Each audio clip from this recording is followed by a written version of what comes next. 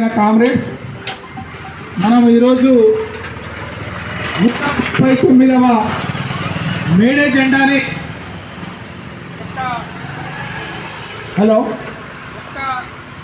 రామంతపూర్ అనేటువంటి ప్రాంతం కాకుండా తెలంగాణ భారతదేశం అని కాకుండా మొత్తం యావత్ ప్రపంచంలోనే ఈ మేడే జెండాని ఈరోజు మనం ఎగిరేసుకుంటా ఉన్నాం. ఎందుకు ఈ మేడే జెండా? అసలు మేడే జెండాని ఎగిరేయాల్సిన అవసరం ఏమొచ్చింది? ఎందుకు ఈ జెండా పుట్టింది అనేటువంటిది కూడా ఈరోజు మనం మాట్లాడుకోవాలి. ఎప్పుడో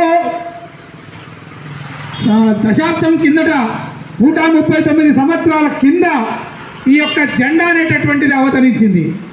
ఎందుకంటే ఆ రోజు ప్రపంచం మొత్తంగా ఎంతసేపు పని చేయాలా, ఎంతసేపు పని చేయకూడదు, ఎంతసేపు కుటుంబానికి కేటాయించాలనేటువంటిది సంబంధం లేకుండా ప్రతి కార్మికుడు పరిశ్రమల్లో 18 గంటల నుంచి 20 గంటలు పనిచేసేటటువంటి వాడు.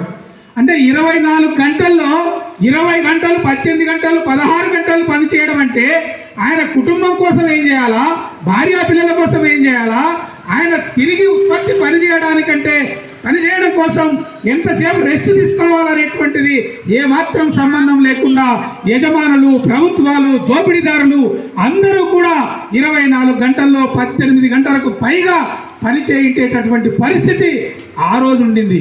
అందుకనే యావత్ ప్రపంచంలో కార్మికులంతా ఆలోచించారు, ఇది ఏమిటి అసలు 24 గంటల్లో 20 గంటలు పని చేయడం అంటే మనం మనుషులమా, పశువులమా?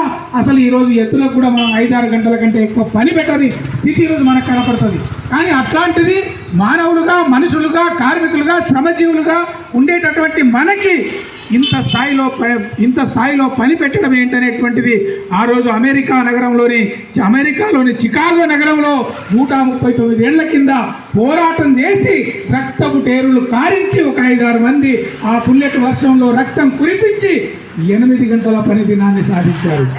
ఆ రక్తపు మడుగులో అద్దిన జెండానే ఈ మేడే జెండా అనేటువంటిది ఈరోజు మనం అర్థం చేసుకోవాలి.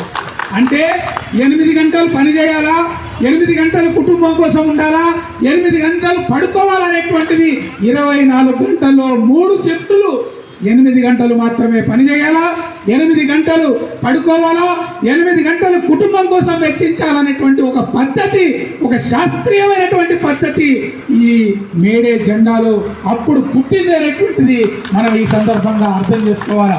అయితే ఈరోజు మారిన పరిస్థితుల్లో ఈరోజు మన దేశంలో దాదాపు 45 నుంచి 50 కోట్ల మంది కార్మికులు ఈరోజు ఉన్నారు. దాంట్లో 40 కోట్ల మంది కార్మికులు 5,000 నుంచి 10,000 వరకు మాత్రమే బతికేటటువంటి పరిస్థితులు. అది వాళ్ళు ఈరోజు ప్రభుత్వం ఏం చెప్తుందంటే ఒక కుటుంబం బతకాలంటే 26,000 రూపాయలు కావాలంటుంది. ఒక భార్య, పిల్ల, 2 పిల్లలు, భర్త ఉండాలంటే 26,000 కావాలంటుంది. కానీ 26,000 ఎవరిస్తారు? పని చూపిస్తున్నారా? అసలు గ్రామాల్లో పని లేనటువంటి పరిస్థితుల్లో ఈరోజు పట్టణాల్లో చిన్న ఇళ్లలో మట్టిపోయేటటువంటి పరిస్థితి, మనం అక్కడ అద్దెలు కట్టలేనటువంటి పరిస్థితి, కిరాయిలు చెల్లించలేనటువంటి పరిస్థితి, ఒకటి ఉంటే ఒకటి లేనటువంటి పరిస్థితి. ఇది ఎందుకు వచ్చింది? దేశంలో స్వాతంత్రం వచ్చి 75 ఏళ్ల తర్వాత కూడా ఈ రోజుకి కార్మికులకు ఈ పరిస్థితి ఎందుకున్నది? ప్రతి మనిషి కూడా 3 పూటలు తినేటట్టుగా, 3 పూటల హాయిగా పడుకునేటట్టుగా, వాళ్ళ పిల్లలకు మంచి ఉద్యోగాలు లేదా చదువు చెప్పించేటట్టుగా ఈ ప్రభుత్వం ఎందుకు చేయలేకపోతుంది అనేటువంటిది ఈ సందర్భంగా మనం ఆలోచించాలా.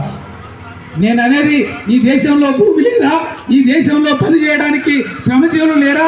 దాదాపు 45-50 కోట్ల మంది కార్మికులు మేము పని చేయడానికి సిద్ధంగా ఉన్నామని అంటున్నారు. కానీ పని చేయించలేని పరిస్థితి ఈరోజు భారతదేశంలో ఉంది. ఎందుకుంది ఈ పరిస్థితి అనేటువంటిది మనం అర్థం చేసుకోవాలా. రోజు రామంతపూర్ అడ్డాలో లేదా అనేక ప్రాంతంలో హైదరాబాద్లో అడ్డాల్లో మనం నిలబడతా ఉన్నాం. పని దొరుకుతుందో లేదో తెలియదు, పని వస్తుందో లేదో తెలియదు. 12 గంటల దాకా వెయిట్ చేసి తిరిగి ఇంటికి వచ్చేటటువంటి పరిస్థితి మనకు ఉంటున్నది. అంటే రెక్కాడితే కానీ టుక్కాడనటువంటి పరిస్థితి ఈరోజు దేశంలో ఉన్నది. అంటే ఈరోజు పని దొరకకపోతే పస్తులు ఉండేటటువంటి పరిస్థితి మనకు ఎందుకు వచ్చింది అనేటువంటిది కూడా మనం ఈరోజు ఆలోచించాలా. కానీ ప్రభుత్వం ఏం చేస్తుందంటే మారిన పరిస్థితుల్లో, యంత్రాలు బాగా అభివృద్ధి చెందిన పరిస్థితుల్లో 8 గంటలు కాదు 4 గంటలు పనిచేస్తే చాలు మనం బతకొచ్చని ఎక్కడికి వచ్చింది. అంటే ఎన్ని యంత్రాలు ఒకనాడు మనం పనిచేసేటప్పుడు కార్మికుడిగా భవన నిర్మాణ కార్మికుడిగా పనిచేసేటప్పుడు మొత్తం మనమే చేసేది, కంకర కూడా మనమే తయారు చేసేది. కానీ ఈరోజు ఎట్లాంటి పరిస్థితి వచ్చిందంటే మిషన్ వచ్చి మీద పెడితే పైన పోయి ఆ పైన వచ్చిన కంకర అంతా అది వేస్తున్నది, సిమెంట్ అంతా అది వేస్తున్నది. జస్ట్ మనం సరి చేసే కాడికే ఉన్నాం. అంటే యంత్రాలు అంతా అనేటువంటివి ఎంత పెరిగినాయో మనకంత పని లేనటువంటి పరిస్థితులు వచ్చింది. అంతేకాకుండా అదే సందర్భంలో చాలా మంది కూడా ఈరోజు ఎక్కువ ఉత్పత్తి చేసే పరిస్థితి వచ్చింది, ఎక్కువ పరిశ్రమలు వచ్చినాయి. మనిషి పని చేయడానికి కేవలం 4-5 గంటలు పని చేస్తే చాలు బతకొచ్చనేటువంటి పరిస్థితుల్లో ఈరోజు మన ప్రభుత్వాలు 12 గంటలు పని చేయాలని చెప్తున్నారు.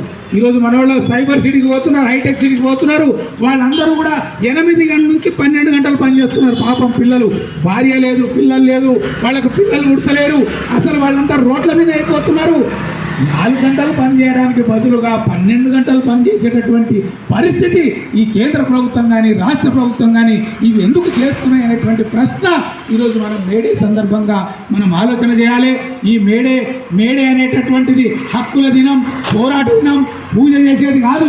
మనకి ఈ రోజుకి కూడా బతకడానికి అవకాశం లేనటువంటి స్థితి ఎందుకుంది దేశంలో అనేటువంటిది. మనకు గ్రామంలో ఉంటే అక్కడే మనకు పని కల్పించాలా, ఇక్కడ హైదరాబాద్లో ఉంటే ఇక్కడే మనకు పని కల్పించాలా.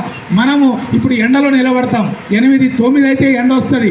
ఆ ఎండ దగ్గర, ఆ అడ్డాల దగ్గర ప్రభుత్వం ఏం చేయాలి? బోర్డు టెంట్లు వేయాలి, వాళ్ళకి నీళ్ళ సప్లై చేయాలి. పిల్లలు ఉంటే మళ్ళీ టెంట్లు వేసి ఏర్పాటు చేయాలి. లేదు ఆడపిల్లలు ఉంటే మొబైల్ టాయిలెట్లు ఏర్పాటు చేయాలి. ఇవన్నీ చట్టంలో రాసి ఉన్నారు, నేను చెప్పేది కాదు. కానీ ఎక్కడన్నా హైదరాబాద్లో ఒక్క చోటనన్నా అడ్డా కూలీలకు నీళ్ళు ఇచ్చారా, టెంట్లు వేసారా? భవన నిర్మాణ కార్మికులకు ఏం పని చేస్తున్నది ప్రభుత్వం?